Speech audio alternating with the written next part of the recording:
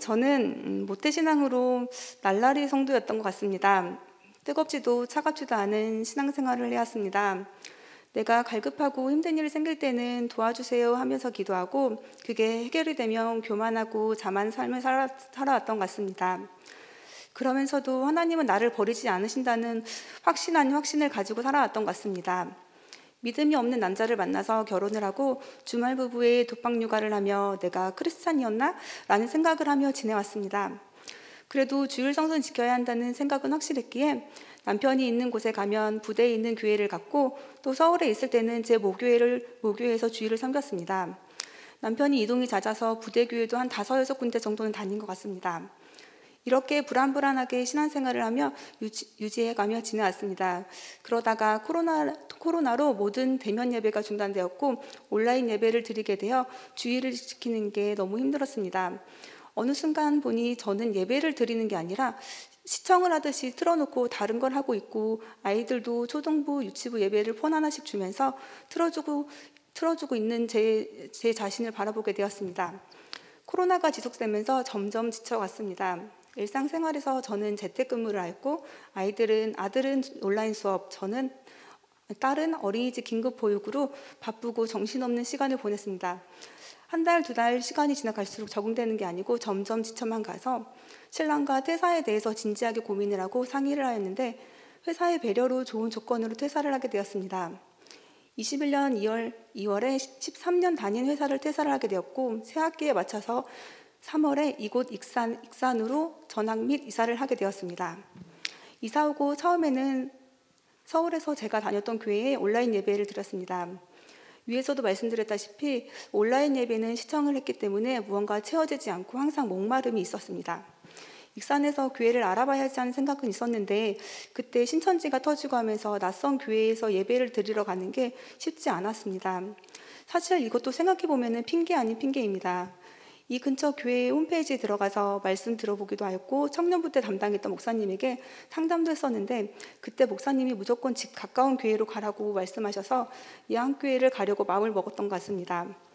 때마침 아파트에 주차 공간이 부족해서 평일에는 예안교회 주차장을 이용했었는데 남편이 주차장도 이용하는데 이렇게 우리가 예안교회를 가야 하는 게 아니냐라는 말에 예안교회를 가야겠구나 라고 마음을 더 굳건히 먹었습니다. 그런데 내가 스스로 가기가 참 쉽지 않았던 것 같습니다. 가야지 하면서 계속 미루고 있었으니까요.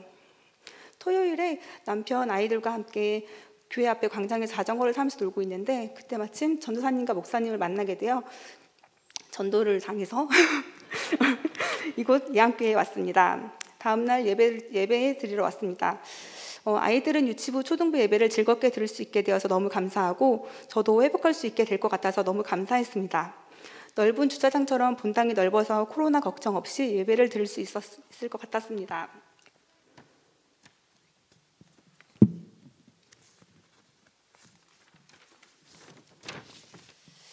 온라인 예배는 정말 한계가 있었습니다. 스스로 학습이 되는 사람은 알아서 척척 잘하지만 저는 스스로 학습이 되지 않는 아이라서 그게 더 힘들었던 것 같습니다. 큰 소리로 찬양하고 싶었고 기도하고 싶고 부르짖고 싶었던 것 같습니다.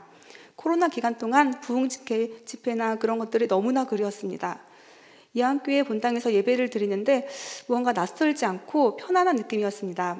이곳에서 예배를 드릴 수 있음에 다시 한번 감사드립니다.